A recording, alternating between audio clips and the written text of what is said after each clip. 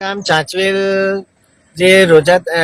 આમોદ થી દહેજ લગીનનો જે હાઈવે નું કામગીરી ચાલુ રહી છે તેમાં અમારી મધ્યવાળાની પાઇપલાઇન જે રોજા ટંકાયાથી ચાંચવેલ ગામમાં જે પાઇપલાઇન છે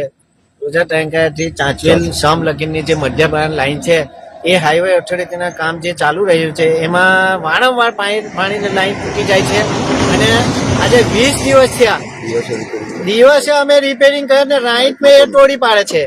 એ પાણી અમને મળતું નથી આજે 20 દિવસ થયા 23/2/26 ના રોજ મેં મામલતદાર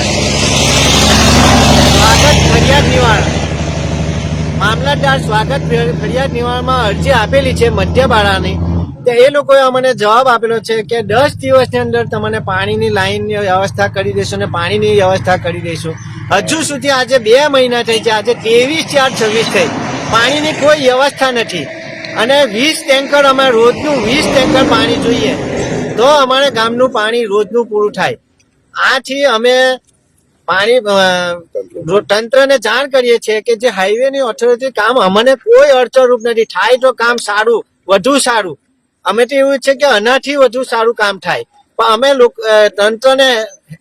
રોડ ઓથોરિટી વાળાને હેરાન કરવા નથી માંગતા પરંતુ અમારે પાણીની જે સમસ્યા છે પાણીની જે મેન મુદ્દો છે એ લોકો અમને વારંવાર હેરાન કરે છે કોન્ટ્રાક્ટરો આ જીસીબી વાળા આ હાઈવા ડમ્પરો જે પાણી માટી નાખે છે લાઈન તોડી કાઢે 1.5 કિલોમીટરની લાઈન તોડી કાઢેલી છે મારે ગરમીનો મોસમ છે હા હાઈફાઈ ગરમી બધા સમાજના લોકો અમે ભેગા થઈને આ અમે તંત્રની એક રજૂઆત કરીએ છીએ કે અમારે જે આ પાણીની વ્યવસ્થા અમને વૈકલ્પિક વ્યવસ્થા કરી દે લાઈન ના નખાય ત્યાં સુધી અમને 20